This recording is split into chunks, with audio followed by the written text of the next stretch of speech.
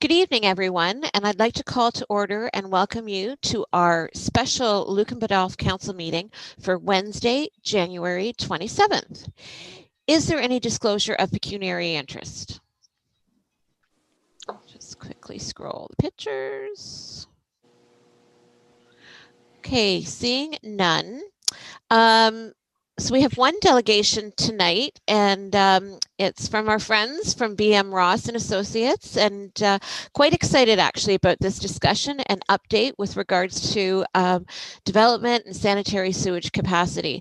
You know, probably if you'd asked me 25 years ago that if I would be excited about having this discussion, it probably wouldn't be on my radar, but very much looking forward to the discussion as it goes and the update as to where we are tonight. Very important discussion for this council and of course the residents of Lucan.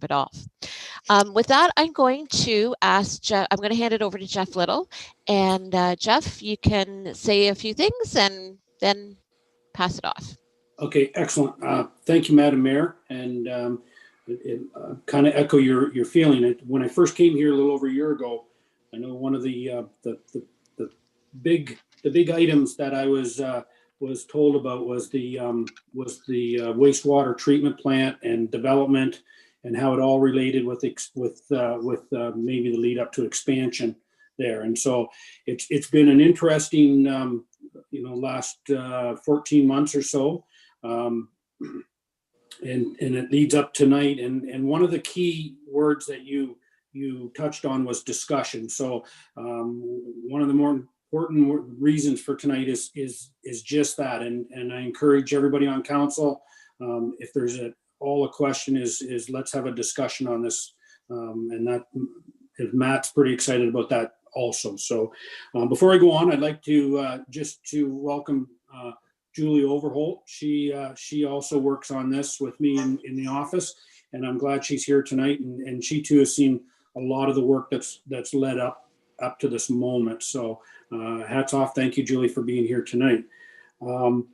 Just before I hand it over to Matt, one of the things that kind of triggered this was BM Ross was doing a preliminary study with the Conservation Authority and for the ministry on whether the wastewater treatment plant, and I won't go into a lot of details, whether the expansion could even take place. And late last summer, during the summer, last summer, that study was completed and supplied to the ministry, and the ministry got back to us with a favorable result. So that was really kind of what set the stage over the last part of last fall, and now we are here today to talk about the next step. So having said that, I'll maybe pass it over to Matt, and Matt, you can kind of get things rolling. Okay, great. Thank you, Jeff. And council, and I'm going to put up some slides. Get a lot of echo. Let's try this. Okay.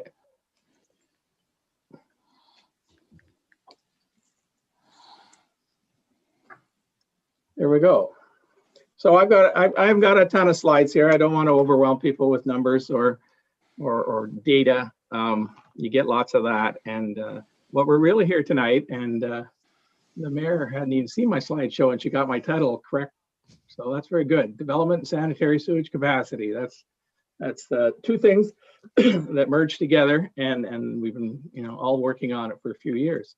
And tonight I really want to have a discussion, because I know from talking to staff that there's often questions come up at council related to this, and because you're always, it seems like you're always reviewing new development proposals, and it's important to know how they all connect. So as the mayor said, feel free to try and chime in with questions. Feel free and chime in if I'm using nomenclature you don't understand. It's just so easy to slip into things, but if you don't want to sit there and not understand it, so let me know. Anyway, I'm going to do background. I'm going to take us back, not too far, but back to when some of these studies and development started coming together, and then bring us up to the future here, and then we'll talk about sewage plant expansion. but it's important to know what's behind it and how we got there. And so it seems like a long time ago. It was a year and a half ago, though. We were at council, Lisa and I, and we had worked on a study for a year, really, almost a year, assessing the potential future development lands in Lucan. So you were getting all these development proposals, and, you knew that the urban boundary of Lucan was filling up, and you wanted to see where Lucan would go, because once it filled up, you were done. And that was a really good meeting we had with council that night. I think everybody's pretty excited to know that there was somewhere to go beyond our boundaries. I mean, that was a very important thing to find out. So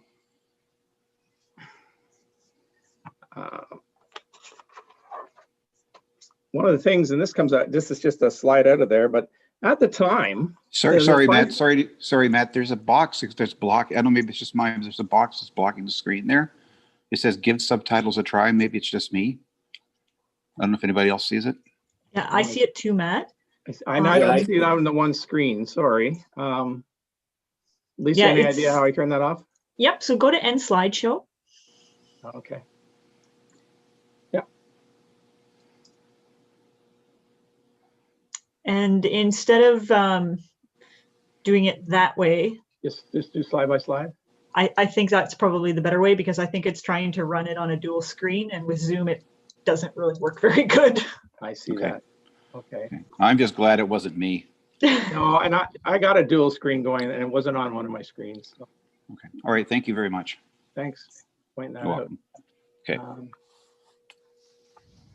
Okay. Can I hide the left side, Lisa? Yeah, if you drag it over, it should disappear. If you grab, yep. There we go. That's better. Oh, Okay, much better. Yep. Perfect. we can all see everything. Mhm. So at that time, the historic 5-year average growth in Lucan was 48 units a year. So for 5 years, you'd average 48 units. Going back in time, that was, considerably higher than the 25 or 30 units we had 10 and 15 years ago. You weren't growing all that fast for many years. But at the same time, there was a 3-year growth picture that was much higher again. You usually, when you're doing this type of stuff, you're always looking at the past to predict the future. It's pretty common, unless there's been a real change in the sort of the development environment or a trigger that's made it different. Because you have to be very careful with predictions, or you can end up overbuilding infrastructure. And everybody's expecting to have these great numbers and they die.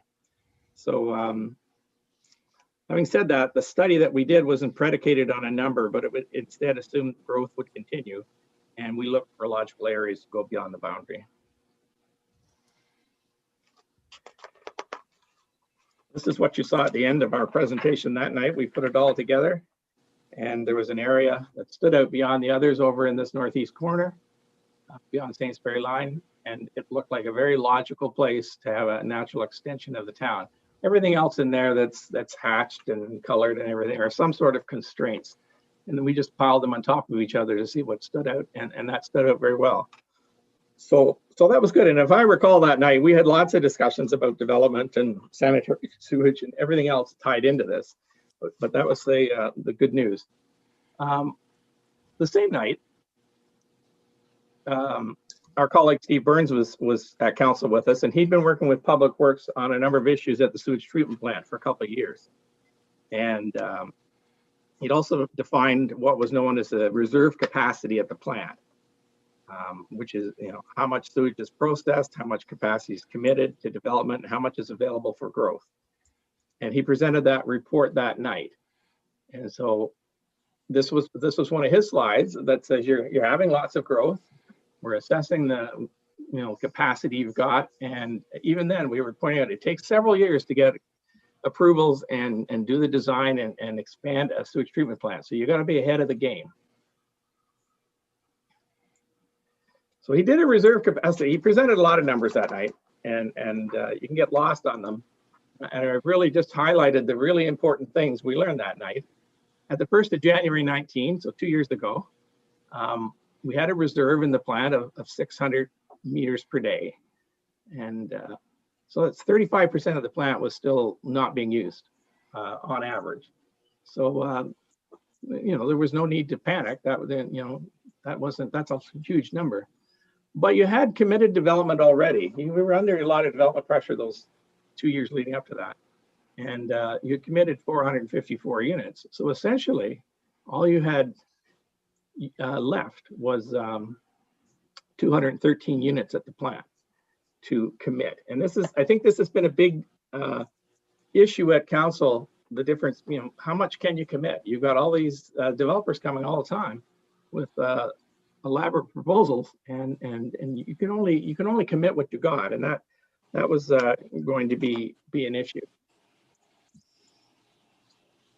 So at that time, I talked about how the historic 5-year was only 48 units a year, but 3 years you'd done an average of 81, and one of those years was 127, and another one was 50. So that's how you get the average.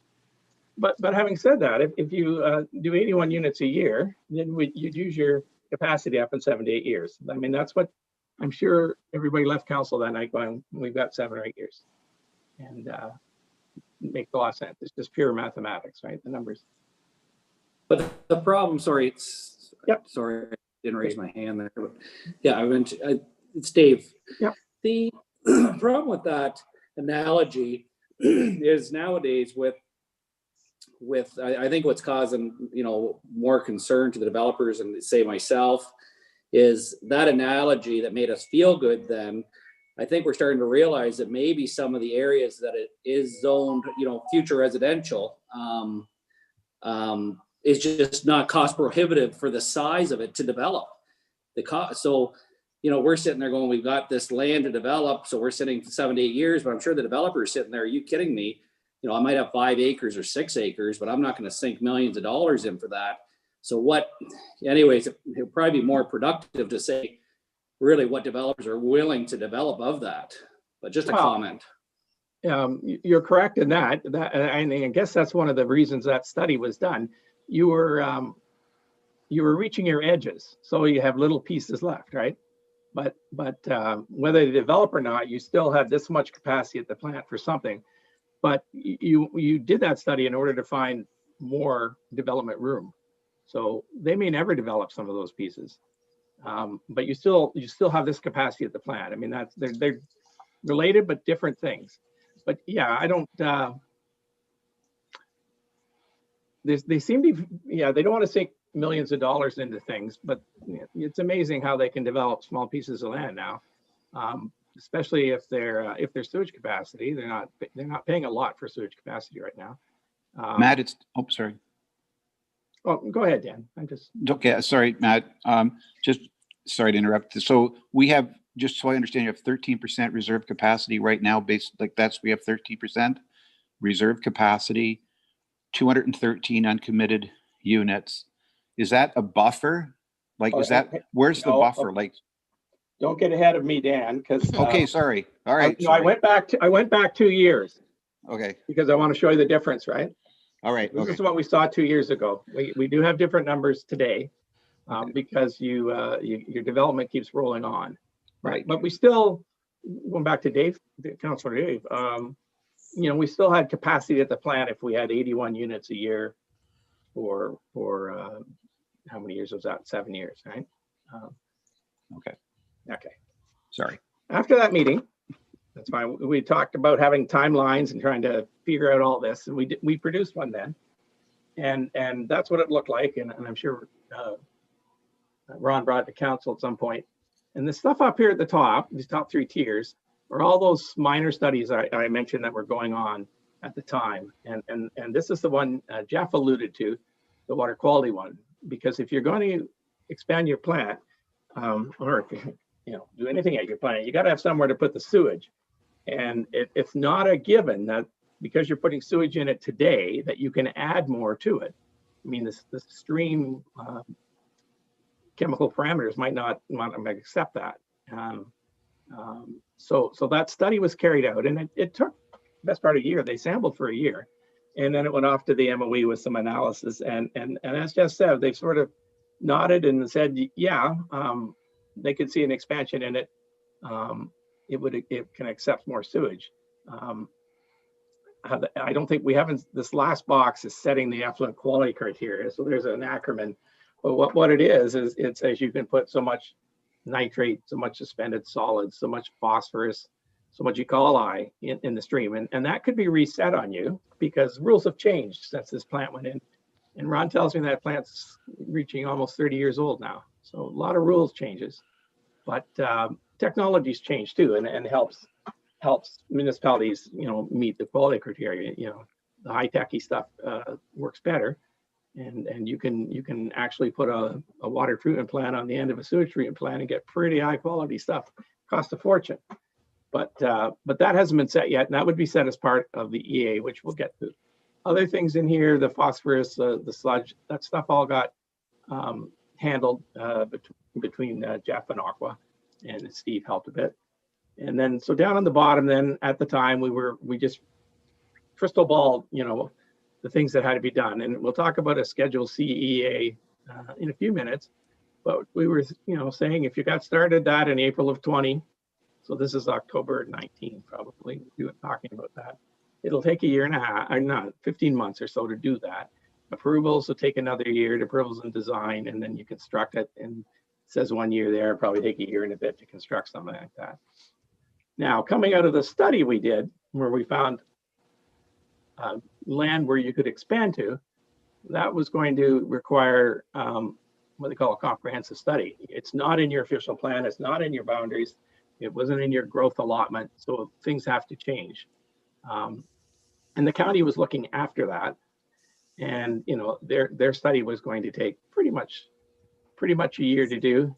And so that's in there. And we kind of needed that. We were going to start the EA before they were done, but we kind of needed to know where they're going, because just you have to know how big your sewage plant's going to be built to, So that was sort of one waiting on the other. Now, here's a tricky little diagram. You might not have seen this in Lucan in a long time. This is the environmental assessment, work chart and what you go through to do environmental assessments. I'm guessing Lucan hasn't done a Schedule C environmental assessment since the plant went in 30 years ago, because Schedule C is the top end of the municipal class EA, where you have to do more studies, more consultation, more work, and they're sort of A, B, and C's, and new sewage plants or expansion of sewage treatment plants trigger a C, and so you end up having to do all phases, is what I guess I'm saying.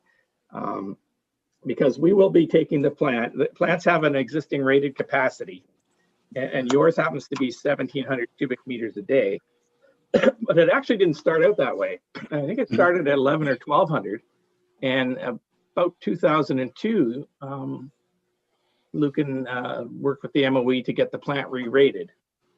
So one of the things that would help you re-rate a plant is how it's operating. So you had a brand new tertiary level plant and operated for a bunch of years, and you found out how it was treating water and water quality was coming out, and let you re-rate it. So you got a really good re-rating, actually, if you went from 1,100 to 1,700 cubic meters, and so that's why you haven't had to do anything for 30 years, and then your growth stayed pretty low and stable but low. So we'll get into this, but this is the things you got to do, and it's all about consultation, design, problem, evaluation of alternatives. Looks complicated, can be. My guessing is yours won't be as complicated as something. Sorry, excuse me. Yeah. Just a little late here, I realized. Can you just go back one screen? Sure. So right today, where we are, January 21, when we draw the line straight down, okay, up and down, yeah. Is there any of the colors partial of the box or to the left that concern you that aren't as far ahead, or are they all completed and you're satisfied? So right 21 straight up, anything to the left. Good call, Dave. Again, you're about 2 slides ahead of me. So if you can wait, I'm going to show you what's done and where we are. We actually redo this. Okay, good. No, so to show it. No, I'm just showing you where we started, because I think, I have a list of stuff from Jeff, things council's asked over time, and one of them is sort of, should we have started this last year? Why didn't we? you know, where are we? Do we have enough time? It's all those things. So we'll get to that in a short minute. Okay, thanks. Another study is going on in your municipality at this moment. It's a master servicing plan for the Lucan settlement area. Not really about sewage capacity, because we all know you're running out. But this is about, and this is one of the questions you have all the time coming in, is you've got all these developments coming in, and this shows development areas right now and different developments that have applied for things. And they're coming in, and you've got to make an evaluation on the sewage capacity side, whether you can commit to them. And you haven't had to not commit to anybody yet. But the other thing that's problematic, especially from an operations point of view, is that when these guys come in, their sewage, you know, and their water has to get to them. Their sewage has to get to your sewage treatment plant. And they're coming in now, and this is what Councillor Dave alluded to. They're on the edges because that's where the land is left, eh? And some of it is little pieces, and they're pushing your municipal boundaries.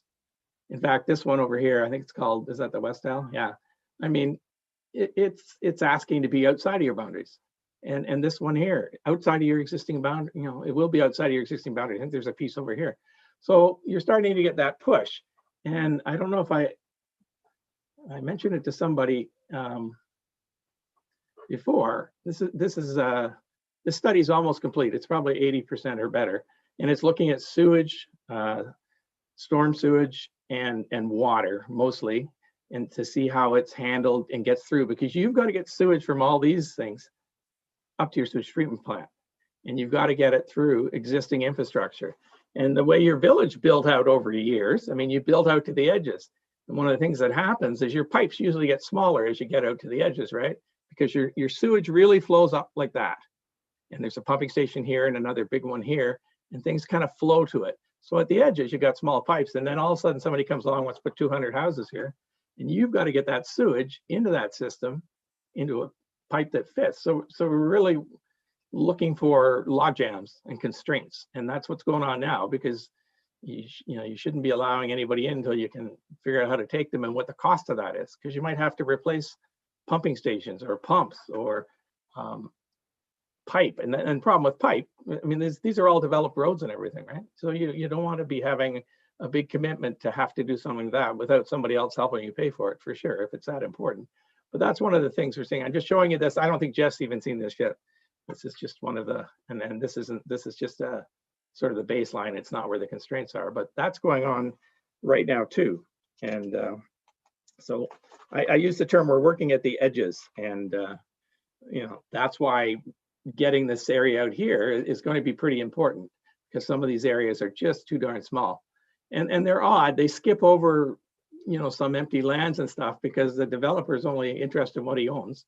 And if he can't get the piece in between, or doesn't want to, then you start hopscotching around, and you really don't want that.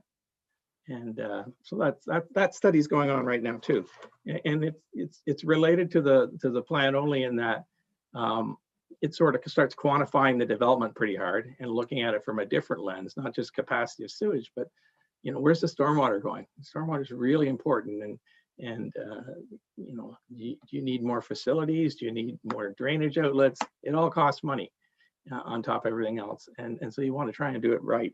So that, like I say, that'll be done in about a month and a half or less. There you are. So this is the one you were talking about, Dave. So we meet with municipality and talk all this stuff over, and Ron had asked us to update our expansion timeline. So we went at it, and we moved everything, obviously, because some of this stuff hadn't started yet.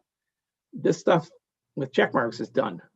So a lot of the smaller studies got resolved. Mostly they were internal to how the plant was operating. And so this one right here is phosphorus. So phosphorus levels were creeping up, and that affects your water quality going out the other end. And if you don't get that in line, then it could affect your criteria, like meeting the criteria of the MOE. So you wanted to get that handled, and sludge, the way you handle sludge had to be handled, because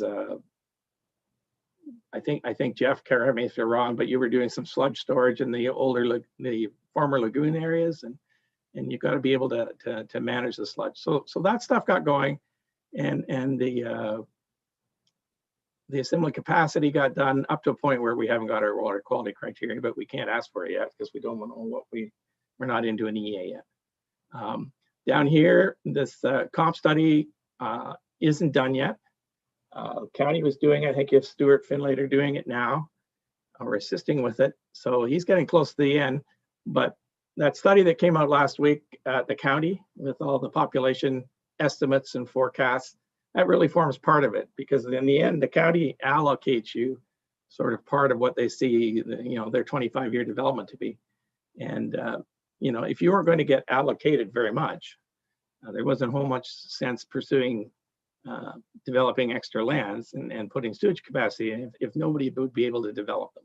I mean, it was circling itself badly. And but the numbers came out, and I've looked. Everybody's having a look at them. They look good. Like they look like they predict that you will need room and sewage room and land room to accommodate quite a few more people. Especially, they give 3 forecasts, and the high end is generous, but I mean it would fit with the way things have been going. So that's good. So you weren't stopped dead because of that. So that's a good thing, So this EA that was supposed to start 6 or 7 months ago didn't get started, authorized, or anything. I think COVID had a lot to do with everything kind of slowing down there, but it's back on the table for discussion here. And I've readjusted all the timelines because I think council would be worried that this didn't happen 2 years ago when you had 7 or 8 years, but you've still got 5 years. That's if you have 80 new units a year for 5 years. And there's no way you can know that. That's a lot of development, like far, far beyond what you've had. But if you have it, you still got 5 years of capacity. But there's another issue. We'll get to it in a sec too. But yeah, this can all be done. The A will probably take 15 months. It'll take the best part of a year to design and get approvals from the ministry to build the thing. And as I say, it'll take a year and a bit to build.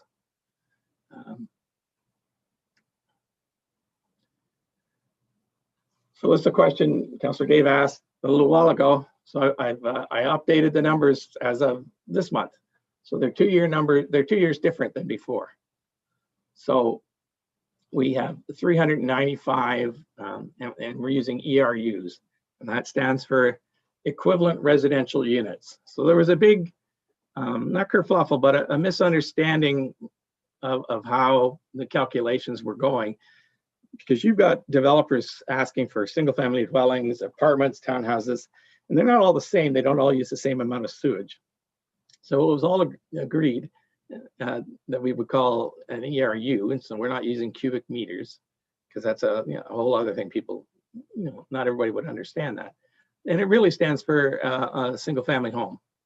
So if you have an apartment, you're probably at 60% of that in your sewage use, and a townhouse somewhere in between. So we've got everything calculated out. Your reserve right now would allow you to build 395 new homes, single family homes. You have committed 214 of those now.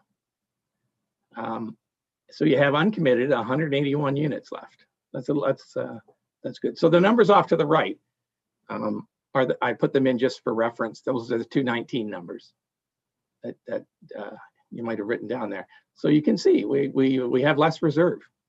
We had 601 units. We have 395 now. We had 35% of the plant still in reserve, committed or not before. We're now down to 23%.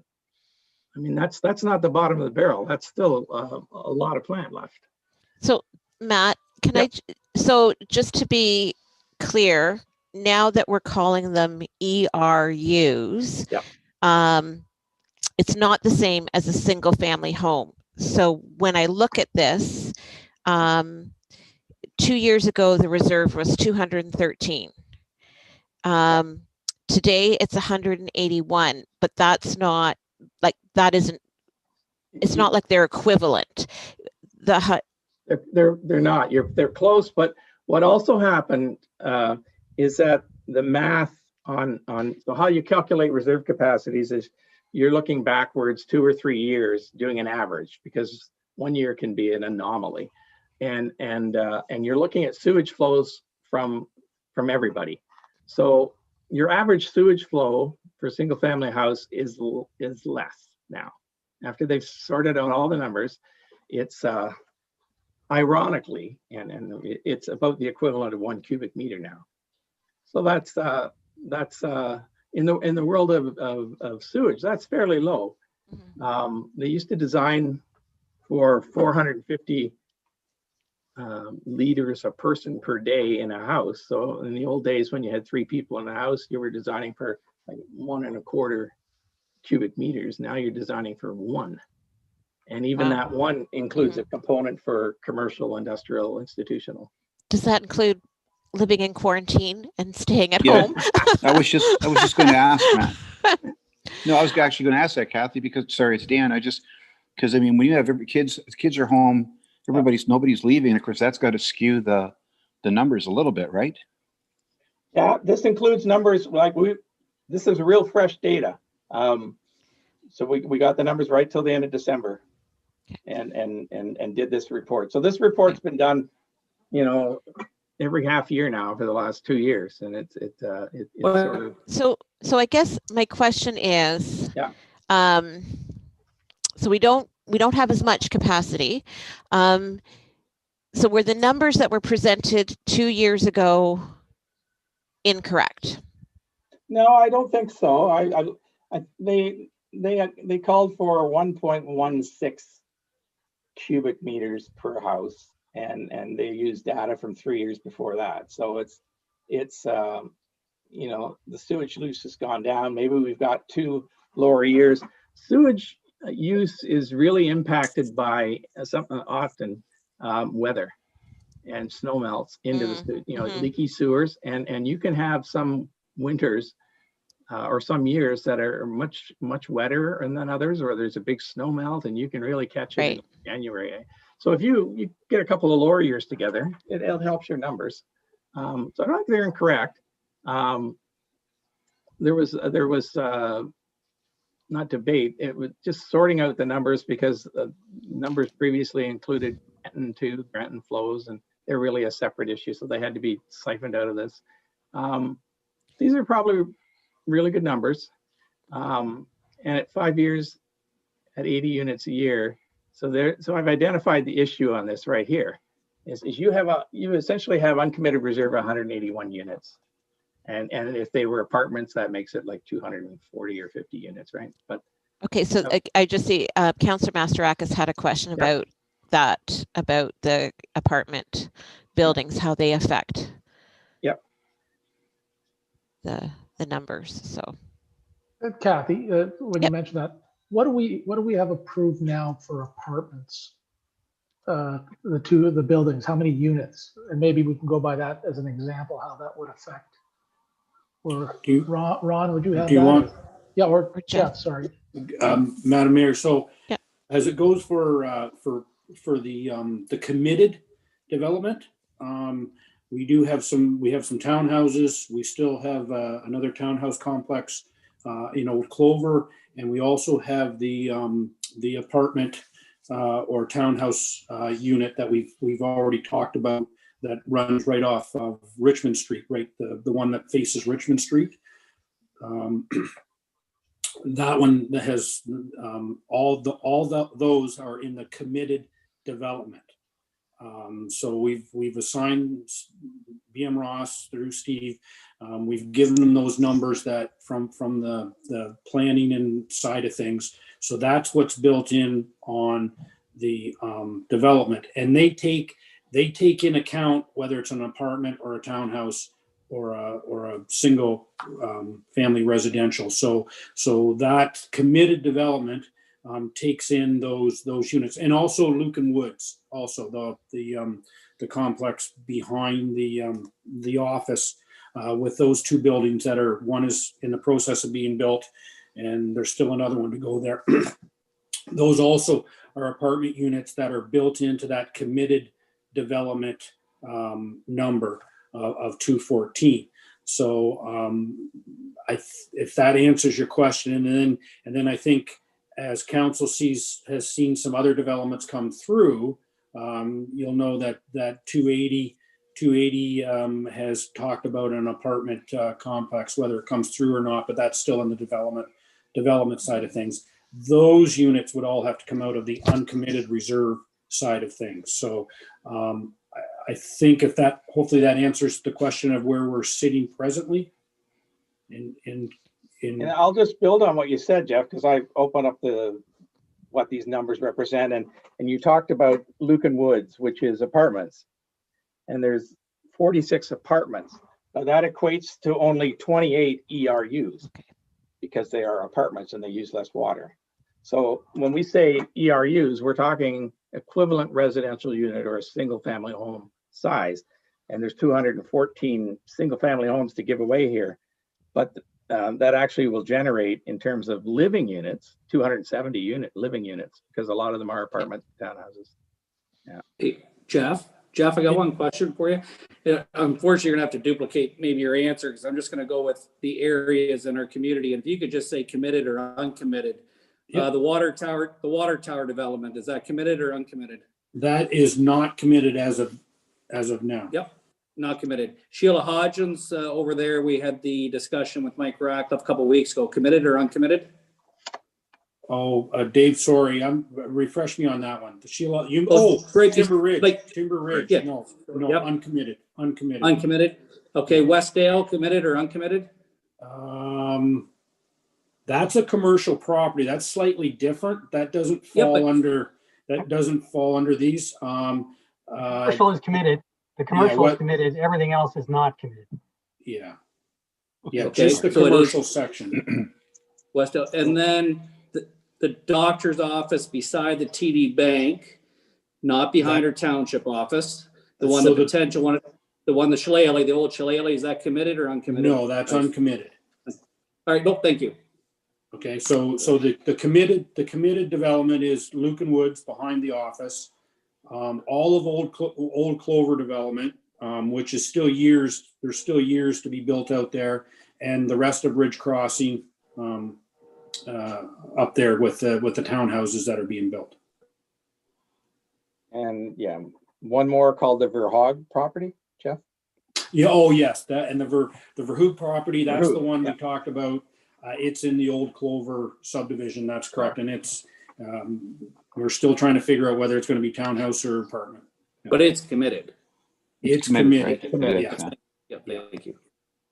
So, I mean, that's why I brought this issue up. It's nice to have uncommitted still. I mean, you're not at the edge yet, but you've got all these developers coming forward with proposals.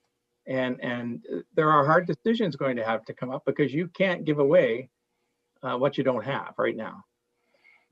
But you still, you still got enough room for 5 years of building stuff out there. I mean, there's all kinds. These aren't, even if they're coming forward now, they're not building for a while, some of these people. And I guess your goal should be to have a sewage treatment plant in place so that when you do run out of reserve, you get more, and then you can give it away. One of the things you're going to have for the next couple of years, though, is how do you? I mean, you can't commit to the developer, but you want to keep them interested too. You're going to have to develop a policy on how you do this. I think, Ron, you had a name for the policy, but you're going to have to figure out, who gets what gets what. Some of these things are, and Westdale was a good example, the commercial properties in the town boundary and the rest is all outside. So on top of not having sewage capacity, they're actually not in your municipality, your urban municipality right now. And if they get put in through the planning process, that's great, but they're longer away from that, But it is a big issue. Who gets what and when? And then you want them to, if they're getting stuff, you want the building to continue for 5 years. You don't want somebody getting something and sitting on it for 10 years, which I've seen. not too many slides left, and then we can get down on it a bit. So in addition to that slide we looked at with what's going on and, you know, sort of timelines on the Schedule CEA and design and approvals, we added the costs. These are all early anticipated costs to do this stuff. And some of it has been done already or is in the process of being done. But to do a Schedule C Class EA, so you have to come up with a problem statement. That's easy enough. We evaluate alternatives to it. So you think that would be simple, but your alternative is expand your plant, or don't do anything, which is always an alternative, but not a good one for most municipalities. But then the question will be, how big do we expand the plant? So the plant right now services 1,700 units, say. The plant is composed of 2 treatment trains. So it's got all sorts of gadgetry within the plant to treat sewage. And I'm going to read it out to you. This is off an Aqua report, but at the plant, you've got extended aeration, automatically raked bar screen, grit chamber, aeration basins, secondary clarifiers, return activated sludge system, chemical storage, feeding systems, aerobic digesters, sludge storage, effluent filtration, ultraviolet disinfection, and then it outfalls to the heat and drain. There's a lot of stuff packed into that plant, and it basically works on 2 treatment trains. So things almost run. I'm not sure internally whether they cross each other or what happens or share parts, but you have 2 treatment trains, and to expand a plant like that, you essentially would build more treatment trains. You just don't get to build little pieces of this. And so 1 treatment train would get you another 850 units, and 2 would get you 1,700.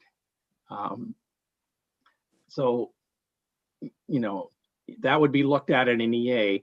So, you know, and at that point in the, you know, the process, you'll need to know if you're getting lands that could support it, and do you need 1,700 more units of capacity? And we're not gonna run and do the math here now, but you right now you're looking at 180 units excess of what you can commit to.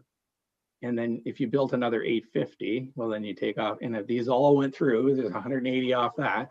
And then, you know, there's developers out there holding lands in the, we'll call them the promised lands almost. And so they're going to want to build units too. But you literally will have if you multiple 100 units available. You don't want to commit, you know, again, the same deal. You can't commit somebody out there holding 100 acres of land, which would get hundreds of houses on, or units or apartments. You can't give that all to one person. You're going to have a tough job. But the EA would determine, you know, if as this went around, you thought there was going to be more development, you could build 2 treatment trains, but it costs twice. It probably doesn't cost twice as much money. It costs a lot of money, and where 1 will probably do with that. But so that's what it looks at. That looks at conceptual design. Looks like, I mean, from preliminary looking, we're able to keep this within the boundaries of the existing plant. It makes life a lot more easy running through an EA. You consult with government agencies and the public and stakeholder groups, and you know, all the while trying to narrow down your alternatives. I mean, there's not a whole lot of alternatives when you've already got a plan, or at least not. Sorry, Matt. Yeah. Sorry to interrupt. What's a treatment train? Treatment train. So I described all those pieces to you, Dan, and they all kind of fit together. You know, the sewage comes in and it gets screened, and it goes through screens to get rid of the hard stuff, and then it sits in those, and then it gets aerated, and they add air to it, and then I'm out of order here, but then there's clarifiers to try and clean up some of it, and there's chemicals added, and you're trying to get the sludge out and do something with it, because sludge is a byproduct you don't need, and so you essentially got 2 flows of that going through the plant, a train. So it's the process. Okay. It is a train. Okay. Sorry. Okay. Thanks. So you would build an entire other train here, and the operators of the plant can move things around, and so they can go in and clean, you know, a train up, or or clean the screens. That's probably one of somebody's favorite job. But well, I just think about what may be on those screens. I think the word is rubber fish. Yeah, and you know, so you would probably, and this is early times, but I anticipated you'd build another train or half a sewage treatment plant again on the same lands. You'd probably be looking at in an EA probably what continued use of those former lagoons out there. What benefit do they add to your facility? There is a benefit for them. I mean, I think there's been sludge stored in them before it gets taken off site and distributed on a farm, but they can also be used as overflow chambers for those high flow events where you can't put it all into the plant, and that happens often enough. I don't know how many you had last year, but 7 or 8 times a year where you put more sewage in there that can handle. So it's set up to handle a spike in a day, but you know, sometimes you might not be able to handle a spike. And I know plants that are set up where they flow off to these lagoons and then they pump it back in on the low times. And so anyway, that gets looked at. Everybody has their say in it. Because you're on an existing site, would not get people as excited. People usually get excited when you're building sewage treatment plants. You may have to do archaeology on the site, and you're going, why? We already got a plant there. But my guess is 30 years ago, they didn't do any archaeology on the site. So if you have undisturbed areas, and of course you're near water, you know, the Ministry of Culture, whatever they're calling themselves these days, may require an ARC study on the undisturbed land. Wouldn't surprise me, but they may not. But it fits criteria, and you may have to do a little more biology into the stream because somebody will say, well, you looked at it a year ago, is the chemistry still the same type thing. You may have to do a species at risk thing down on the Heenan Drain. I mean, there's all kinds of new rules have come into play over the last 30 years. That make these things, you know, more complicated or complex, and we just have to plan, you know, if you end up having to do them. But you know, I mean, I've done lots of these personally. This one should be simpler. We're on the site. We got a plant. We got the MOE nodding that they don't mind the chemistry they've seen. You know, if we put it all together and put it through, we shouldn't have any First Nations issues.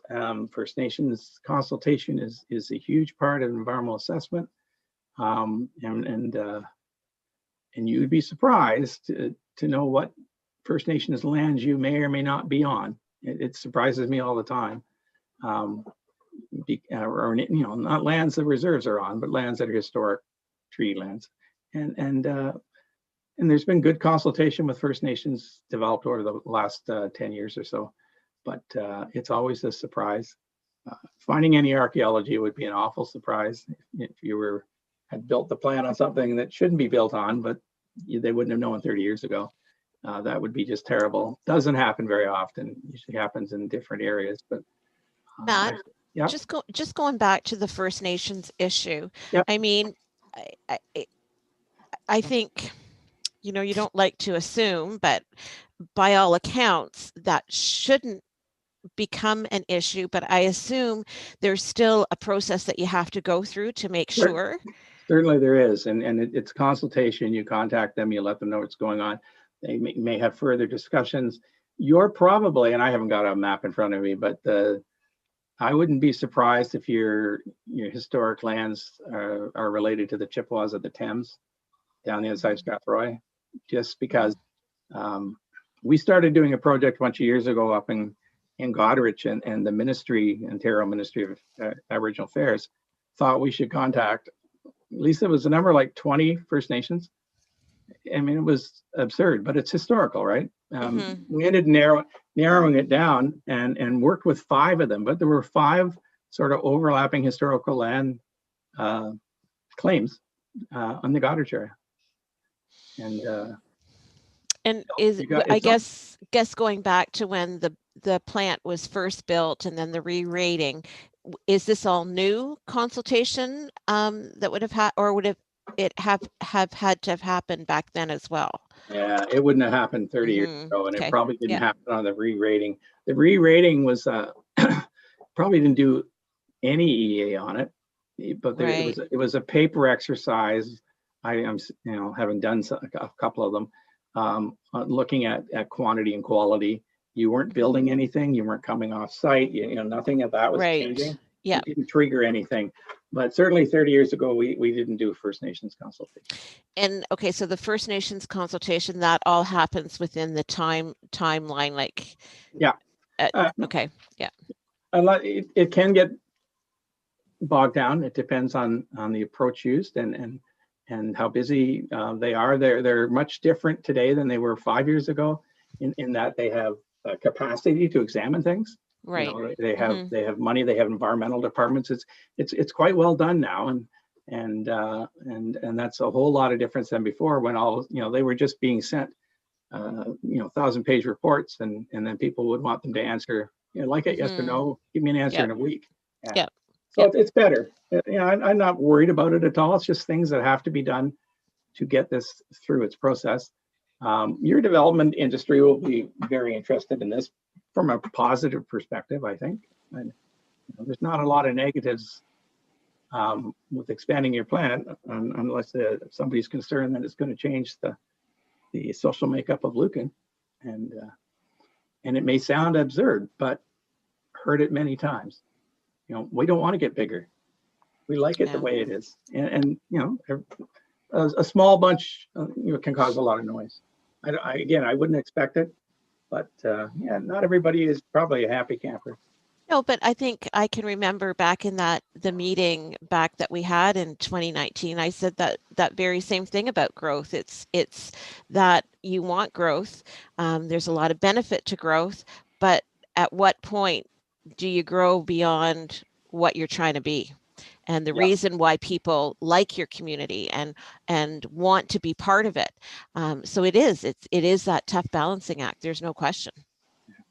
And if there's a concerned citizenry that digs in, it gets very noisy. Yeah. And it will go well beyond this timeline, but I don't expect it in this one at all. So that's sort of your timeline here. You can get it all done within the time before you run out of capacity. As I said, your issue is you're going to run out of the ability to give away capacity, but you've only got so much to give away. But you can approve things on probably on the condition that you've committed to go ahead and do a sewage treatment plant. I've seen that in the past. So the agency above you that approves things, you have to you get a conditional approval, right? They can't build anything until you've got capacity, but they can continue their development plans. So that's something you're going to have to work out in policy and if I'm a developer looking at that, I have to say, well, am I willing to wait?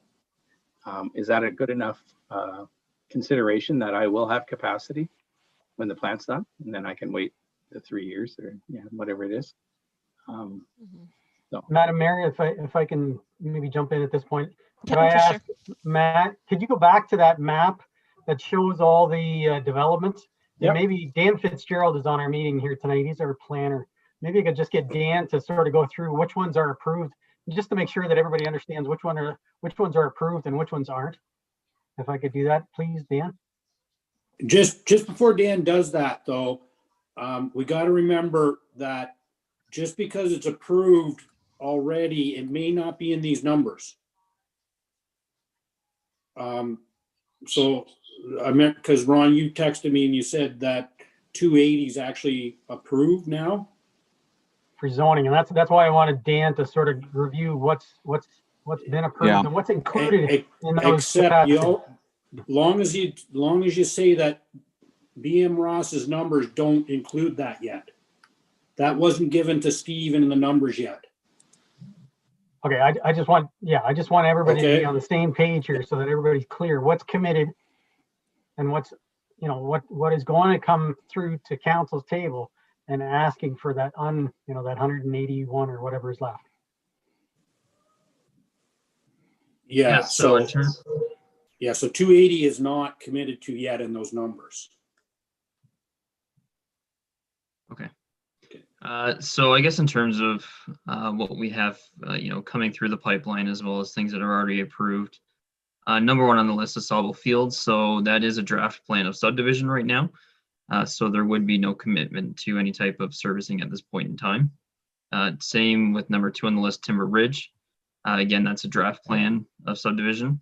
So there would be no, I guess, reserve capacity committed at this point in time. The Westdell lands, well, you know, what's being shown here, I think, is more reference to a proposed area of a potential future subdivision. Yeah, so the units that are listed there are, I guess, in no way committed, as there's no application at this point in time. It's more speculative, and those lands are not within the urban growth boundary. So that's more, I guess, from a very high level conceptual at this particular point in time. So I just got a question, Dan, sorry. Given that it's very high level, I mean, we're in a public meeting, this is now part of that, but should that even be that high level speculation kind of thought process that that company is going through? Should it even be identified by them? Should that be identifiable? So what I would say is that through the 5-year comprehensive official plan review process, we have had a number of different stakeholders reach out that that are significant landowners within the vicinity of the growth boundaries. So through that process, these individuals have all reached out and identified their, I guess, you know, willingness or want to have lands included within the settlement boundaries. So that will be part of the public consultation and discussion for the official plan amendment process. So it's not something that's classified or confidential. All right. Okay. It's thank you for something that. will be disclosed. Yep. Thanks. So with respect, number 4, 280 Main Street, that is, so just for clarification, it's 90 apartment units. And that is approved zoning wise. However, they are subject to site plan approval. And that's still pending. Ridge Crossing townhomes, that again is all approved and committed. And we have, you know, phase 1 is currently under construction of those townhomes. And phase 2, they are currently in site plan approval right now and subject to a site-specific rezoning. Number B, Lucan Woods, again, that is approved and is under, or one apartment building is completed. One apartment building is under construction right now, and there will be another one yet to come. And item C, which is the Verhood property, formally received council approval, subject to appeal for a 51-unit apartment building.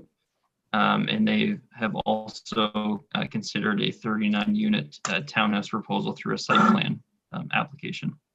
And then in terms of Old Clover, I believe that's referring to the remaining lands for the, I believe that's the Lucan Estates portion of the subdivision, so phase 4 of draft plan approval. As Matt's pointing out there. So that, my understanding, is all committed at this point in time. So A, B, C, and D are all committed, and then 1, 2, 3, and 4 is not committed, I believe. Correct? That's correct. That's correct. Yeah. See, and this is, well, it's up there. This is where I don't show the same, I don't know the right word to use. Your you know, I don't want to say lackadaisical look at 5 years out, 5 years out. We had a public meeting on Timber Ridge just a few weeks ago. Certainly if right now, I think for whatever reason it hasn't proceeded to the next thing, whether they're pausing on it or not, it is going to cost them quite a bit of money to develop. They all of a sudden come and want to do that development. That eats up all of our 181 units, leaves 1, 3, and 4 out, and that could happen within a few months if they decide to do that. And what happens is the reason they would, you know, and I know we can change our bylaws, whatever you said, not give them the capacity, but it's hard to not give someone the capacity with that kind of infrastructure that they need to put in the ground. And what Lucan would also do is stifle competition, because here then we'll have no other development for someone to work with and we'll have no competition in Lucan. And that concerns me when I hear you say that, oh, we got 5 years of build out. That public meeting, that gets approved, we're done with no competition. So Dave, are you referring to me saying 5 years is a lot? Yes. Okay, well, I wondered Yeah. about that. And I don't take it personally, but I'm just trying to find the right slide here. And what I mean by that Timber Ridge, if we go back to that, what I mean by that is that we had a public meeting on number 2. Okay, we've had a public meeting. Right. If that proceeds, and it's very costly development for the developer. Very costly. I think it'd be very hard for our staff to say, you know what, we want to spread the development around a little bit, because you would eat up all of our our ERS or ERUs on that development. So it's so then if that gets approved, what I mean by then there's no approvals. Sure, we can build houses in Lucan for 5 years. I agree with that, but we have stifled competition then for 5 years. Lucan has got no competition for their residents. Yeah. No, I agree. I don't make the numbers up, Dave. We work with what we're given. I agree. I've been suggesting every time, and I'm not at council that often. You should get this going, but I mean, I can only suggest that, and I don't make the rule up. But I'm here tonight going over this with you, and I suggest we start in January, like now. I gotta be honest with you. I'm sorry, but I'm sorry, but I didn't think at this meeting we'd have as many, may have to do an archaeological, that's far out. There's a lot of there's a lot, I thought there'd be, you're gonna have to, this is what you gotta do. And the one slide there where, again, the COVID one, whatever that portion is, I don't want to do this fast and reckless by no means, but we need, every day is a day gone by. I agree. What I was doing, talking about things that may have to be done in an EA, that's all in that timeline. But you're not going to go out and do ARC just for funsies because it's 10 grand or 15 grand. So we'd sooner not do it. We'll ask the question. No, 100%. And same with the rest of it, but we've got a plan for it. So when you see a number like that, in that estimate, I've set aside, and hopefully it's enough, but 10 grand to do archaeology. I don't do archaeology. It can, you have to be a certified consultant, and somebody asked us to do some more biology. I've got a number in there, another 10 grand set aside. And if we have to do some stuff for the assimilation to make the MOE happy, there's almost 30 grand set aside just in case. Rather not spend it. But, I'm not questioning you. I'm not questioning you on knowing that or not knowing that. What I'm saying is I'm looking forward to verifying that you have to or don't have to, not using the word may. That's what I'm getting to. Yeah, me too. But that's what I'm looking forward to. Yep. And that's what we need to work towards quicker, is you have to or you don't have to, and not using the word may. That's all I mean. Okay. I think that will all come once you start that EA process. Is that not correct, Matt? That's correct. And we start asking questions right away. Yes. When you enter the EA, then those questions get answered, or they'll come and they'll say, well, no, this, you do need to do this, or no, you don't need to do this. I guess maybe, did anybody have any other questions? I've got a couple things I wanted to say. I guess my concern is Matt, and maybe you can clarify it for me a little bit more. I've learned a lot the last couple of years about, capacity and growth and when you can start applying for things. And just because you're sitting on whatever day and you see that your community is growing and you're using capacity, you do have to get, if I understand correctly, you have to get to a certain point almost before any of this is triggered.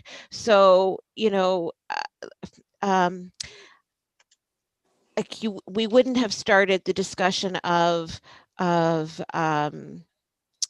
expanding the plant like 7 years ago, even though it was kind of right at the steps of all of this growth taking off.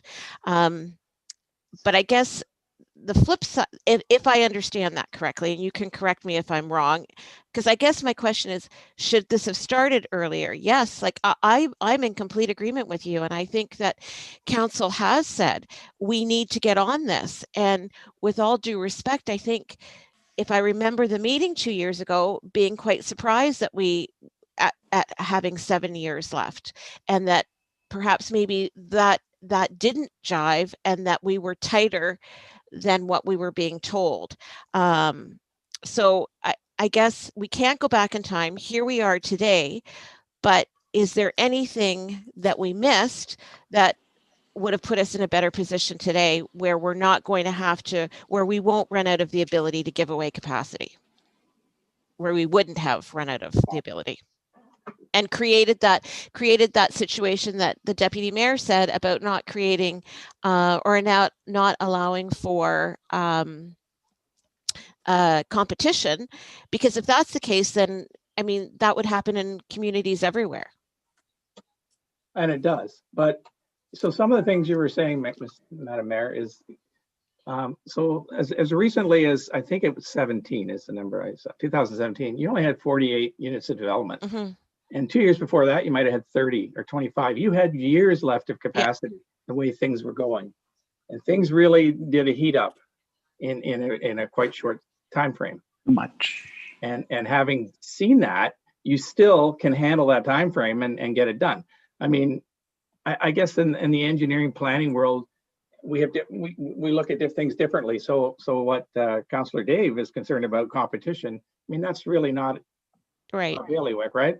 You know, so no, sort of a rule of thumb around sewage treatment plants is when you got up to about 85% capacity, you know, we would tell municipality, well, you should start looking, because EAs take time.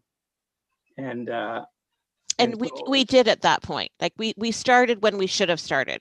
Sure, because there's a number here. What was the? I've got it written here somewhere. I just want to bring it out because I don't think you were off. Yeah. So right now, you have 77% capacity. Mm-hmm. You're using 77% capacity on average, you know, and in 19 you were using 65%. You weren't at that figurative 85, but as I talked, you know, you look at history to see how things are going to go in the future, and then you sometimes get surprised by an event or something that would trigger different, and that's what's happened here.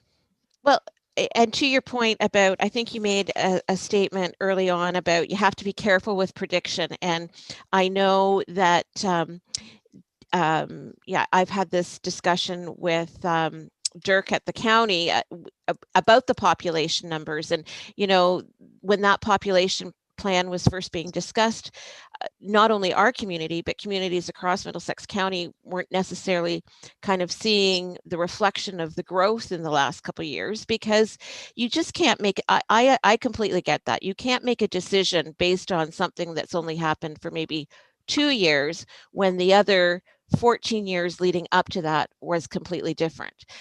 So I do understand and respect that. I do. And the big reason behind that, I mean, and it's really this next slide you haven't seen, is how do you pay for this?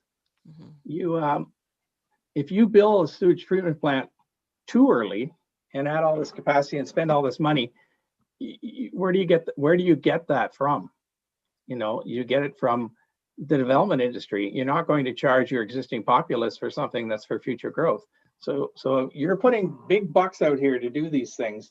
You don't want to be carrying big bucks at we're lucky it's low interest rates, but you know, for too long, you just can't afford to do it. And that's one of the reasons why people don't overbuild things, unless you got great big government grants helping you. And that's in the past, that's been pretty good. 30 years ago, Lucan got a wonderful grant to build their facilities.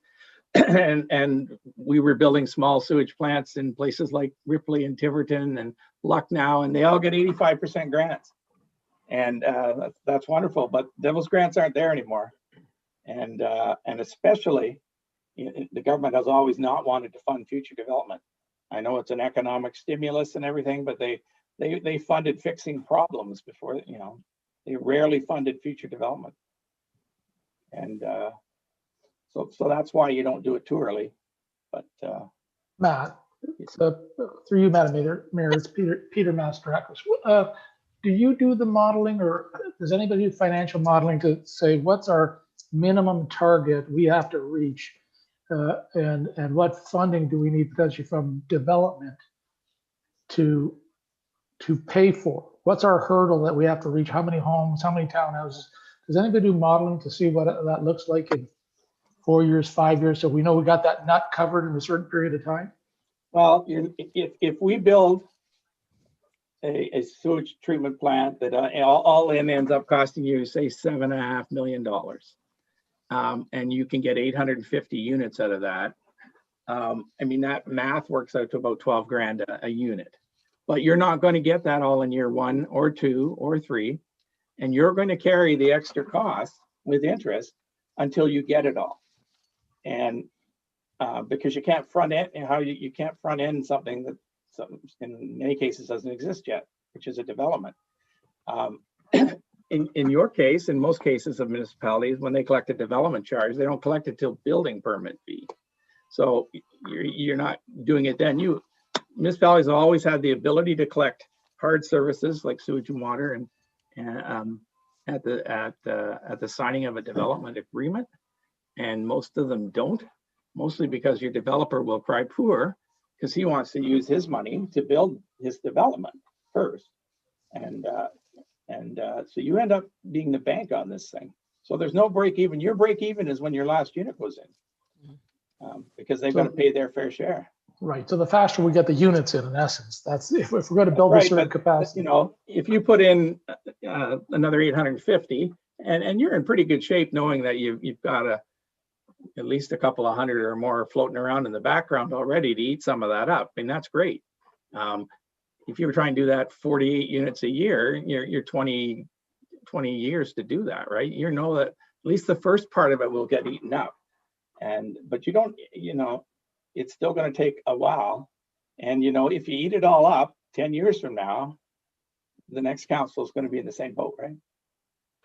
That's tricky. Very, very tricky. Ron, did you want to say something, Ron? Yeah, if I could, Madam Mayor, thank you.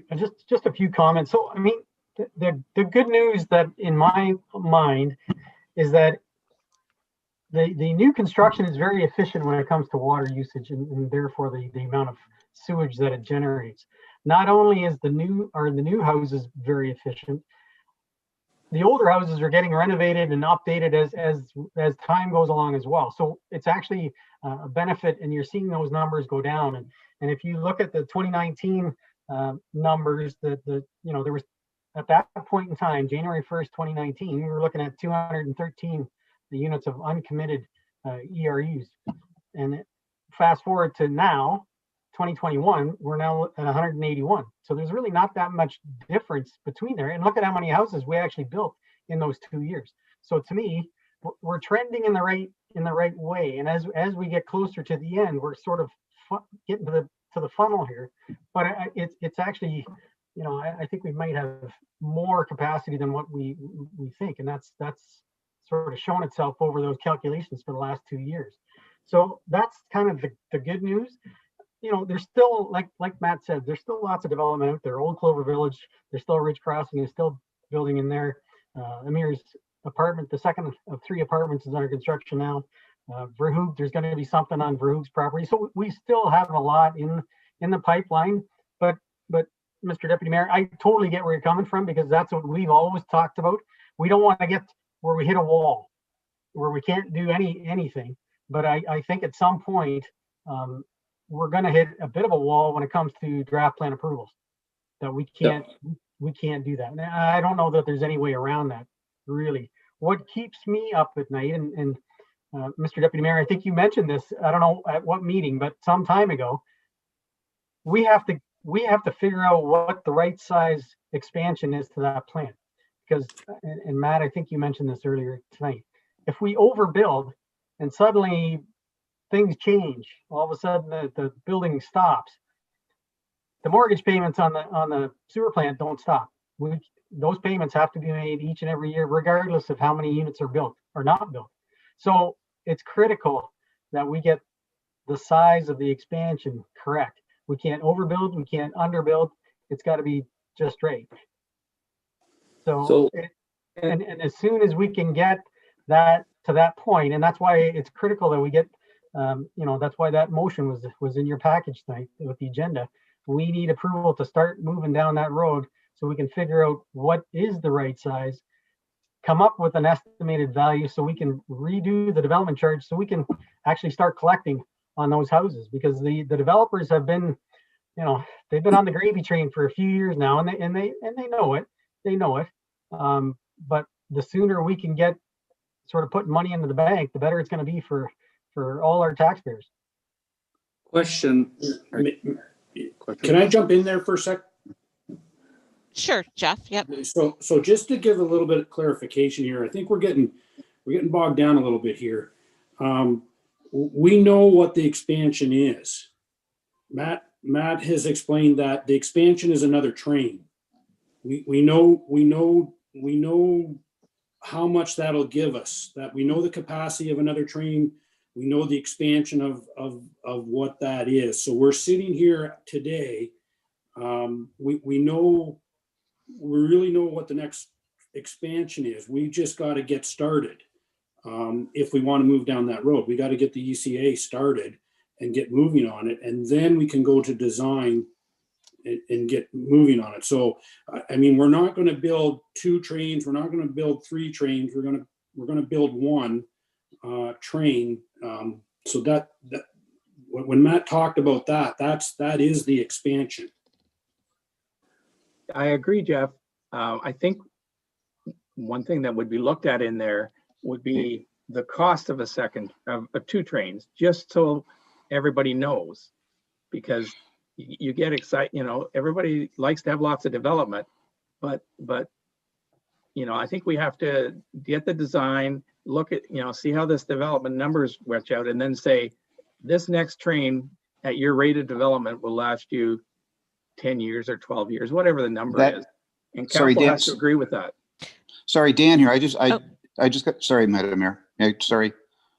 Well, it's just that I know the deputy mayor had a question. Sorry, so of course. Yes. I don't want him to lose his train. We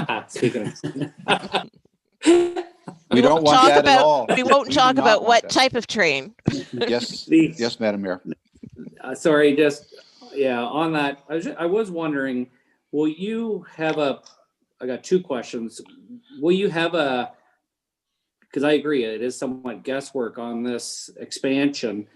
Will you be able to have almost so that we're in a better situation? Not that we're in a bad situation now. I think we've done this perfectly as far as waiting, but I do like now where I do feel gotta go. But anyways, the second phase of this, that's what I want.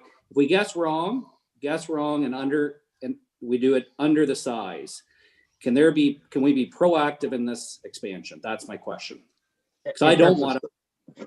Future sizing, is that what you're thinking? Yeah. That's why when Jeff talked about 1 train, and you got to build this in the train. So you get to build half, you get to build 1. And I think somewhere in there we want to look, and have our engineers would look at that, because I want to know if it's 7 million to build 1 train and 10 million to build 2, because you get some efficiencies, right? I don't know. I'm just throwing numbers out. Could be totally wrong. Then you might want to look at that as a council and say, well, we're going to get 10 more years at this rate out of 1 train. Should we spend the extra 3 million and get another 10? And that will be a council decision, because it's a very expensive proposition, but you'll have a better handle, even as we bring the numbers out, what that really means. But it's not, we know building one more treatment train will give you 850 units. Can the Not enough. Here- And we start backing off some of these numbers that we're hearing and aren't even approved yet. And then maybe you'll go, no, that's not enough. But it's not my fault. can the carrying costs of the more loan be to put into the development charges? You had mentioned you did some quick math there, 7 million divided by that, and would be a quick DC charge. But can the interest rate be the carrying, in case it is a slow build out, can all the carrying cost add on to future development charges? They can. Okay, good. Yeah. Good. No. Well, those are my 2 questions for now. Thank you. Okay, all right. And then Councillor Regan. Danielle. Thank you, Madam Mayor. So with just a couple of things, that when we're doing the calculations and we're thinking about future commercial use and the use of and how that might affect the plant and the units. But what I'm just wondering is with the study, because I'm just getting a little nervous, but with the study, does that and building that one train 800 makes 850, the capacity increases by 850.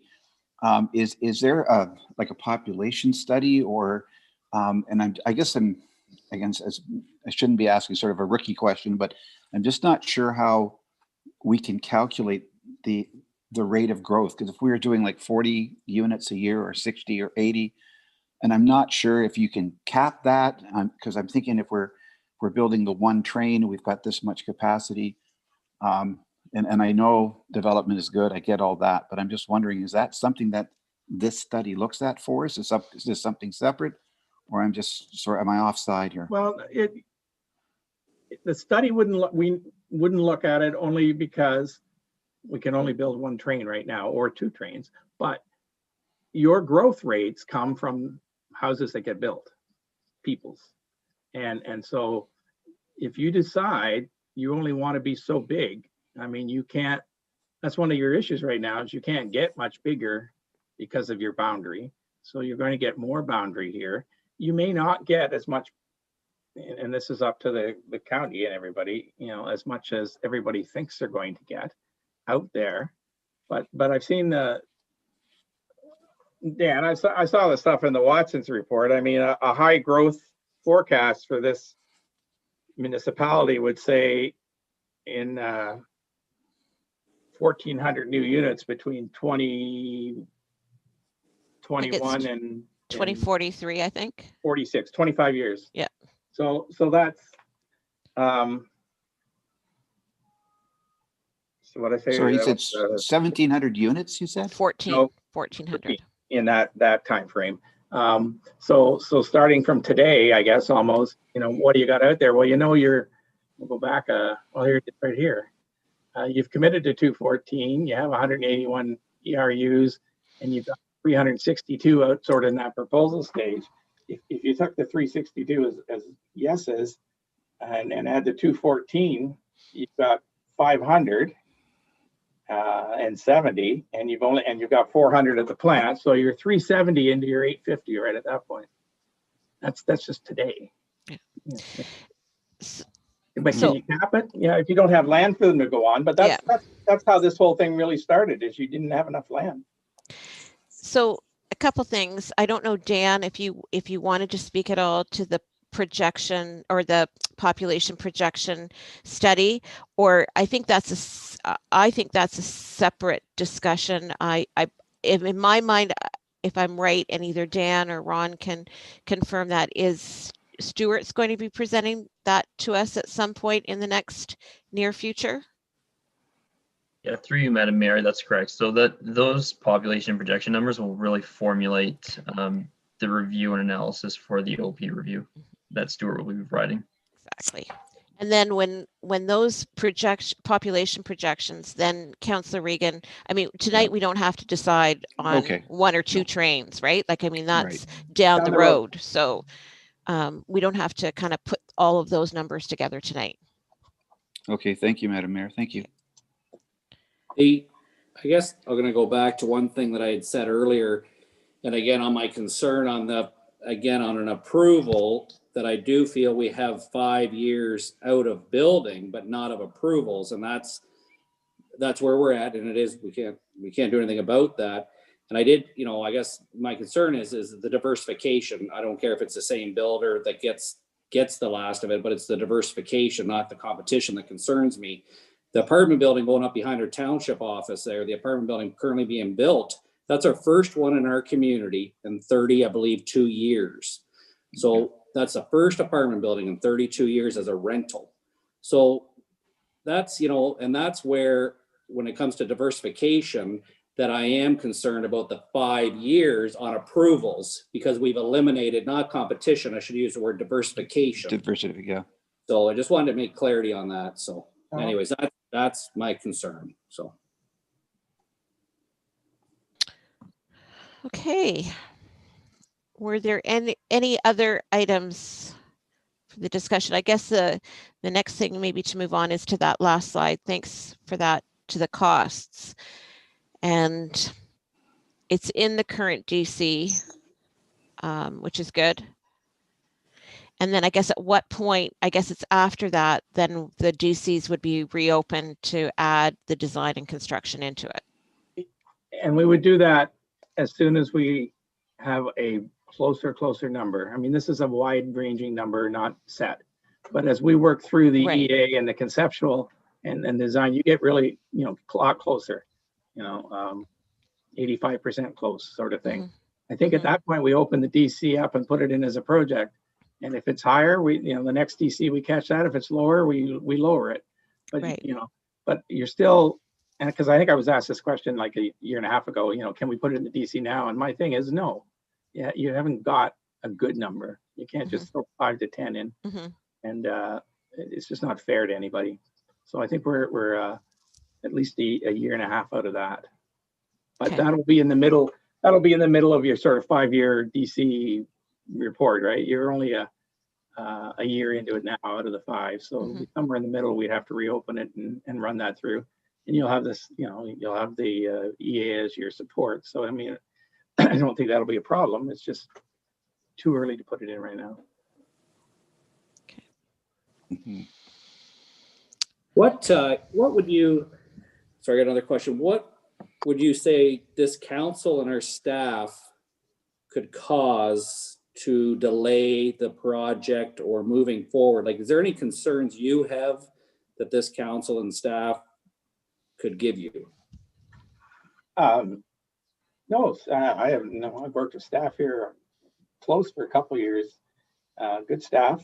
Yeah, I just mean, is there anything our staff seems like council from us? I mean, does our staff or yourself is what I should say. I'm not questioning our staff, sorry. What I'm saying is you and our staff, is there anything council you see preventing you guys from meeting your goals, the group? No, the only delay council will be able to put into this is when we come to them and ask for sort of a decision at some point where this, you know, where it's a turning point. And the 2-train thing is exactly that, right? We get to a point where you're going to have to support a solution, and the EA is written around the solution, but you're going to have to make that decision, and that'll be a, you know, an explanatory council meeting again, where we're, you know, here's the pros, here's the cons, and you'll have pros and cons that I won't know. Mine will be all about this is your expected rate of growth, and this is your cost of 1 or cost of 2, and I don't know now whether they're double or they're 60%. You know, I just don't know what that is. And you'll have to make a decision, and you might not be able to make it right away. You might need a few weeks to figure that one out. After that, no. And then outside of our council and our staff, on your bar graph there on timelines, is there anything there that you're reflecting on regrettably at all for future or current, or you're pretty comfortable with what you see? Or are you kind of going, geez, I don't know now? No, I mean, we rejigged it to make it current in October. I've been looking at it here since then. I've seen EAs take 12 years because of some of the things you just talked about. Sometimes councils aren't very good at this. I wasn't involved in it, thank God, but I've been involved in other ones where one took, well, actually they're just getting to construction now. And I think we started an EA process, or at least the first phase, in 2008. So that's 12 years. Ridiculous. but it's a lot of council infighting and stuff. And it was almost the same situation. Place had no sewage, and if you're bringing sewage in, then all the developers wanted to come. And all of a sudden you've taken a nice little place and you're turning it into really big, and they didn't like that. But dollar wise, should be good here. Time wise, it should be good. I mean, 15 months, this is should not be a complicated EA process. We should not get people waving placards and writing petitions to council, and because the biggest part is you're staying in your own space. So we're not going out into somebody else's space. Okay, no, thank you. That's No, good. that's what I looked at it, and That's a good question. Matt, Jeff. Oh, sorry. Yes. Yep. one question, Matt. Peter Mastrakos, do you have any comparables somewhere in the BM Ross database of doing 2 trains in the recent 5 years that would have a similar size community and cost? Are you able to do anything like that to give us kind of a heads up of what that's looked like? Or is that? Well, we're just finishing up an EA process in Bayfield, which it's not 2 trains exactly, but 20 years ago, we put the system in. Bayfield didn't have anything then. They were kind of like back in the day, or worse. And they've used it all up. And they've been a few years here trying to figure out what to do. And one of their issues was who's going to pay for it, right? Because the development, same issue. They haven't got as much development as you, and it comes sporadically. But we're having to go from what was called the lagoon and sand filter situation, which is basically a great big kiddie sandbox where the sewage filters back through and gets cleaned. It was a neat solution for places that had lagoons and were smaller. And we have to go to tertiary. And the cost is expected to be about $7.5 million to do, put the tertiary plant in, renovate the lagoons and stuff. And so that's a pretty good comparable there. I mean, one of those ones I told you about where we started the planning process really early, like, the point where you had people saying, do we want growth or not growth and all this kind of stuff. We were there about 4 years, and the Credit Valley Conservation Authority spent almost $1 million on stream chemistry and morphology, because the Credit River at the top end, it was good. When we finished, we sort of had phase 1 and 2 of an EA done. Politics were awful, and we decided we were done. I estimated to finish their EA, because it was complicated, it was going to cost $1 million or $800,000, and it cost about $800,000. And they're just, and our estimate of the works at that point, and this is putting sewers in and everything, was, I think we were at 60, no, we were higher than that, but 60, maybe $70 million. And they're just going out now for some construction estimates and stuff, because they've done an EA, cost them $1 million. Their estimate, it was 120 to 130 million dollars. So this is where they're going to build a sewage treatment plant, and then they're going to build a water treatment plant sort of on the front end of it to make it even cleaner. The costs are high. High tech is good. You can get more out of it. Costs more, right? And the old days of building lagoons are long gone. Yeah. And maybe that's a good thing too. But we want the environment to be clean. But yeah, so Bayfield's the closest of that right now. Jeff, did you have something you wanted to jump in with? Yeah, I'm going to ask Matt a question, and Matt, I know I've asked you this question, but I thought maybe it might come up, and it's on that slide. Is there any, because we're going to hit a wall on approval for development, and we're going to go to a point where we can then get to a point where we can do conditional approvals once we're satisfied that we're far enough along in the process of being comfortable that everything's going to move forward. Looking at that timeline, and I know I've asked you this, but maybe we could just touch on it. Is there any way we can split that bottom timeline and start the design and approval section, say at the end of 2021, 6 months earlier, and get started on the design, and maybe take a little more time, and maybe wouldn't get done before March 23rd, but we definitely would hit that mark if we were able to get that started, and maybe maybe the conditional approvals might be able to start at a certain point at that point. Okay. So the reason, I mean, EAs just can't be done much quicker. Like, not many ever get done in a year. It's just, you ask people questions, you have to wait for responses. Some people are slower, some agencies are slower. So I've got that time, and you're doing conceptual design in there and figuring out, do you move it, you know, if you could maybe move a bit through in here. The reason this is a year, one, you got to do your design. Two, you got to send it to the Ministry of Environment, who can take forever and a day to approve anything. Mhm. I mean, they're seriously taking 6 months now to approve sewers on a street. So Can I ask a question about that? yeah, If I could, thank you, Matt. Thank you, Madam Mayor. How long do you figure it'll take for that approval? Because I'm thinking time is of the essence here. well, so I'm thinking it'll be like 4 months in here, and so we send the package off to them. At that stage, I mean, you want to do this, you can start putting together. They're rarely going to change a whole lot of stuff. It's just, but you can start putting together your construction package, right, to tender. Okay. Yeah. So yeah. And thank you, Matt. Thank a you, lot Matt. of this equipment will be, because it's a lot of it's going to be equipment based. A lot of it's going to have to be pre-selected and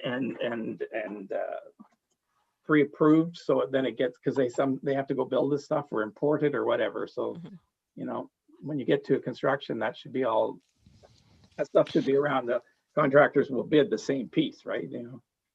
Sheet metal piece 2 for $100,000 or whatever.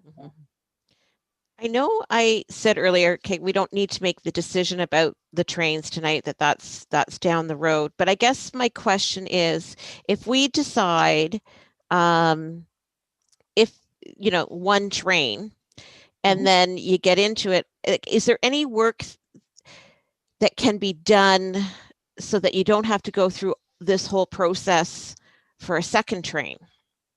Or once you commit to the one train and then you come to the end of the capacity, you start back through this process? You gotta do EA stuff again. Right. Yeah. And Okay. it's just the way it is. And we won't make that decision early. And Yep. we'll leave it later. But Yep. I think it's a good decision to have. I won't be still working 10 years from now, but I don't want somebody in Lucan going, they really screwed that up. They should have built 2, Right. Yep. No. We have to do it again. And you don't want to be that person either. No, exactly. I mean, I think enough of us are familiar with enough projects, across the province, across Canada, where you hear that, where there was some short-sighted thinking. So yep. I think we want to look at it all. Yeah. Mm-hmm. I guess, Catherine, is there anything from a financial standpoint we need to know? I mean, that last slide, I think, is fairly straightforward. But is there anything that we need to know in making, if we go ahead with this motion tonight, is there anything we should know about the funding for it or anything? No, I think that Matt explained it pretty good. We do have the $100,000 there in our budget, but it's totally going to be funded from DCs. So that's how we have it in our current plan, proposed budget. Just using those numbers. Okay. And it's in the current DC study, so we can draw from the development charges that we're collecting. Okay. Okay. I guess, is there any other questions, discussion? Is there anything else that staff needs to add into what Matt's presented? One concern I've got on a comment, it was just brought up, and definitely don't need an answer now, but at least staff will all be asking the question, would be a conditional approval, even if it's 5-6 years out. I know BM Ross kind of alluded to that, and same with Jeff. My concern on that will be what staff does to protect ourselves to remove that. If there's a developer that it's a land portfolio for them, we've seen different lands in our community change hands 3 or 4 times. So it would be a concern of mine approving conditional approval without guarantees of of digging, not just activity, not just putting up a fence, but actually subdivision plan of approval and timelines, and if not, removing that designation then. So I just want to let staff know and BM Ross know that that would be a concern of mine, somebody trying to grab that and not apply it. So anyways. I guess since the deputy mayor brought up land designations, and if we're worried about our capacity and the ability to you know, not get to that wall, and maybe this is more of a question for Dan, and I think it will likely happen when we have that OP discussion, but again, it's back to the grant and lands that are already designated. Does that help us in redistributing that at all? That doesn't help us, I don't think, with capacity, or does it?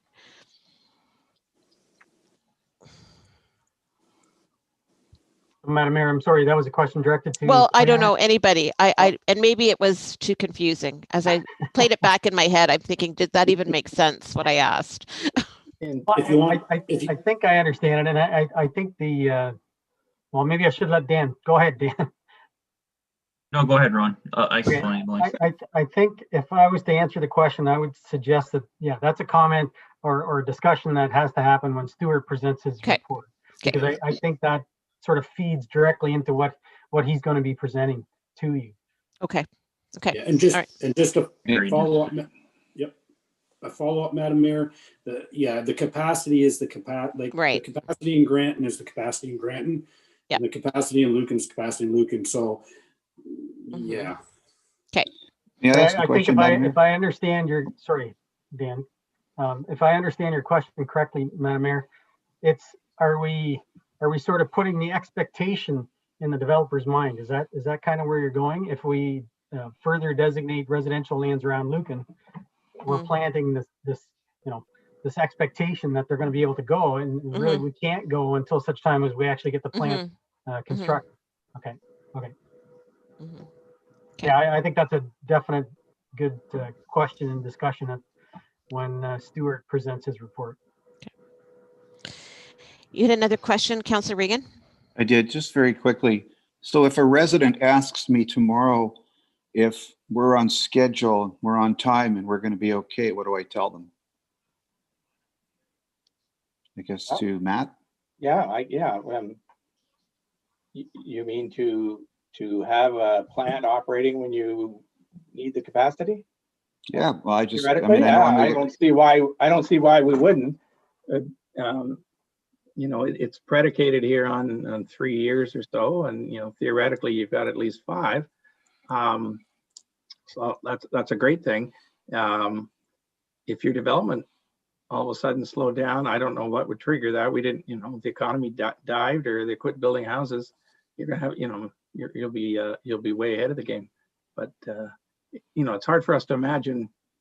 It's hard to imagine that the level of development you've got. If you know, I've been working with Lucan for 25 years. I mean, there were years we had 10 houses, and now now you've got 80, and you had over 100 the one year, and some of that might have been pent up, and you're really cashing in on being close to London. I mean, there's no question. I mean, you're not seeing this development as you get inland, but I mean, that's good. Yep. Yeah. Okay. Thank you very much. Thanks, Matt. Thank you, Madam Mayor. Okay, I'll make one final call for any last questions or comments from anybody. Okay, so I guess the next steps, and I don't know who wants to walk us through, there is a motion, but maybe somebody can speak to the motion that's in the package and what it exactly spells out, that if we adopt the motion, what does that mean and what are we committing ourselves to? So Mayor, I don't know who wants to take that. Yeah, I would redirect that one to Matt. So Matt, what does this motion, if council passes the motion with the wording that you gave us, this sort of pulls the trigger and gets the process started moving down the path of the environmental assessment, correct? Yeah, we will start by sitting down with staff and going over sort of the work plan for the next year and a half, and expectations on either side, and then we would get an advertisement out in whatever the press, I guess, is what we're using. Not saying you're starting it, and we've got the same ad. We put the same ad out to do the master plan, right? And at least it's officially started. And then we would build a consultation plan. We would assign people to jobs on this, what they're going to do on it, and start bringing it together. But first, we'll go over a work plan with staff because they haven't seen one, like a full one. Yeah. Okay. So I guess, so those are the next steps and kind of what would happen upon the adoption of this motion.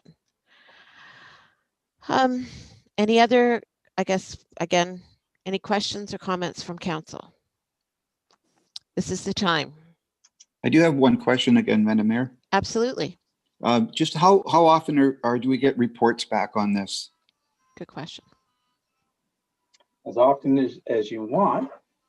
We should probably at least supply a sort of monthly report to Ron that he can bring to you of what's going on. And then there will be points where we need, you need to talk to us about what's going on, or decision points that we'd probably come and talk to you. And we're not just going off for 15 months and doing this all by ourselves. This is your EA, not my EA. All right. And that can get confused sometimes in some people's minds.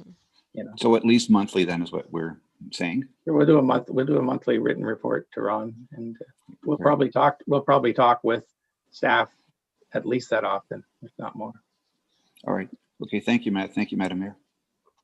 Okay. Thanks.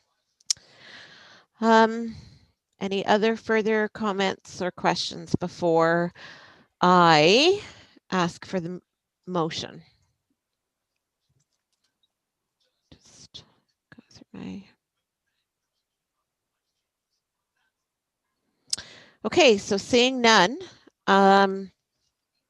you do have the motion in front of you. I mean, I guess to me, I'm not going to tell you what to do, but I think after this and knowing that we need to get going, now's the time to make this motion tonight. I think as the deputy mayor said earlier, every day is another day. So yes. I would ask for a mover and a seconder for the motion that's included in the package. I don't think I need to read it. Has everybody seen it? Yeah. Or would you like me to read it? I'll move it. I'll second it. Okay. Deputy Mayor and Councillor Regan? Yes. And then any further discussion?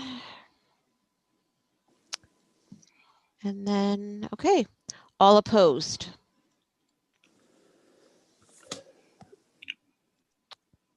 All right, and that is carried. Okay. Well, thank you very much, Matt. Appreciated that update and walking through, and Lisa, of course, all the work that you've done to be part of it. It's an exciting time, there's no question. And we'll be looking forward to moving forward with this. Jeff? Yeah, I'd just like to say thanks to Matt and Lisa also for being here and their hard work and that sort of thing. And this is Matt and Ron and myself were talking. This is one of the bigger things. It's been 30 years since something like this has come through Lucan Badolf. So this is council. We've started down this road, and it's a big project. So yeah, it's good. This is the third council that I've been on, so I can honestly say not every council makes a decision to move forward on a project like this. So it is exciting, and it'll help definitely help shape what the community will look like. So thank you for everybody's thank you for having us, Councillor Dan and Councillor Peter. I just want to apologize. I just saw your chats here now. You did get your questions answered though, but I get going on. I don't see that chat thing. It's okay. Fair enough. Okay. Okay, so I just guess we'll move on then to the confirming bylaw. Resolved that if no one cares to speak to these bylaws on their first, second, and third reading, that they be considered to have been read a first time and passed, read a second time and passed, read a third time and passed, and that they be numbered 07-2021, the confirming bylaw. Can I get a mover and seconder for that, please?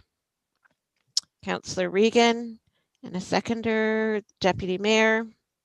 All opposed? And that's carried. And resolved that the council meeting be adjourned at 8:23 p.m. Mover and seconder for that, please. Councillor Regan and Councillor Mastarakis. All opposed? And that's carried. Once again, thank you very much, and we'll certainly look forward